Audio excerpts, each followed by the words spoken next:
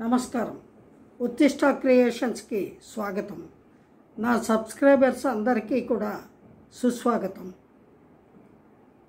ఇప్పుడు నేను మాట్లాడబోయే అంశం ఏమిటి అంటే, కొన్ని సంవత్సరాల క్రితం, అంటే 100 ఏళ్ల క్రితము మన సృష్టి ఆరంభంలో కొన్ని పద్ధతులు, ఆచారాలు, వ్యవహారాలు ఇవన్నీ ఏర్పాటు చేయడాన్నే నాగరికత అని మనం అనుకోవచ్చు. ఆ నాగరికత ప్రారంభ దశలో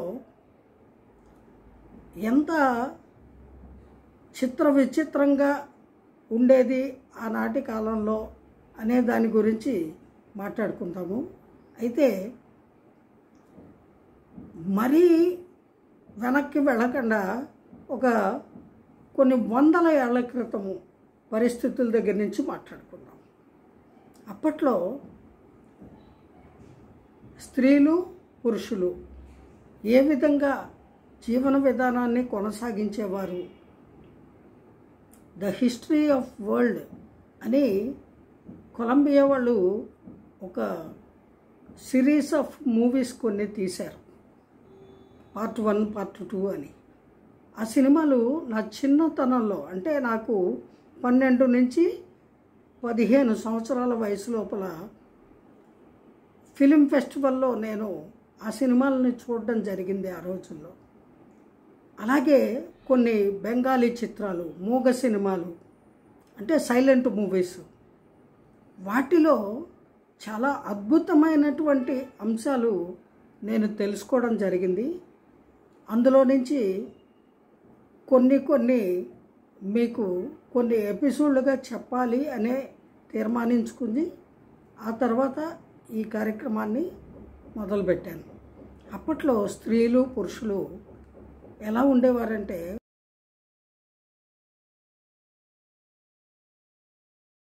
దుస్తులు ధరించడం కూడా తెలియని స్థితి. ఆకులు, అలాలు, జంతు చర్మాలని మర్మాంగాలకి అడ్డంగా చుట్టుకొని వేటకు వెళ్తూ ఉండేవారు. వేటలో దొరికినటువంటి జంతువుల్ని, అలాగే పక్షుల్ని, జలచరాల్ని,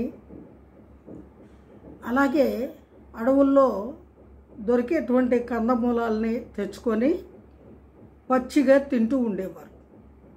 అది తినడానికి రాను కష్టంగా, ఇబ్బందిగా అనిపించి రాళ్లతోటి నిప్పుని తయారు చేయడము తెలుసుకున్నారు.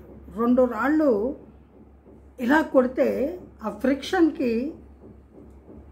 అగ్ని పుట్టేది. ఆ అగ్నితోటి ఎండు కర్రపుల్లలు తీసుకొచ్చి వాటిని మండించి దాని మీద వీటిని కాల్చుకొని తినేవారు. క్రమేపీ అలా కాల్చుకొని తినడం కూడా ఇబ్బందిగా అనిపించి మట్టితోటి, కంచుతోటి, లోహాలతోటి పాత్రలు తయారు చేయడం నేర్చుకున్నారు. ఆ పాత్రలతోటి వంట చేసుకు తినడము అనేటువంటిది ఒక పద్ధతిగా ఏర్పాటు చేసుకున్నారు.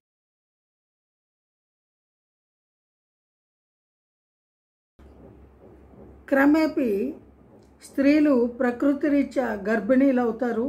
సంతానోత్పత్తికి వాళ్ళు ప్రధాన కారకులుగా ఉండి ఆ సంతానాన్ని వాళ్ళ గర్భంలో మోస్తారు. కాబట్టి వాళ్ళు వేటకు పరుగెత్తలేరు. కాబట్టి మగవాళ్ళు వేటకు వెళ్ళడము, స్త్రీలు ఇంటి పట్టున, అంటే వాళ్ళు ఏర్పరచుకున్న నివాసాలు గుడిసెల్లాగా ఏర్పాటు చేసుకొని వాటిలో ఉండేవారు.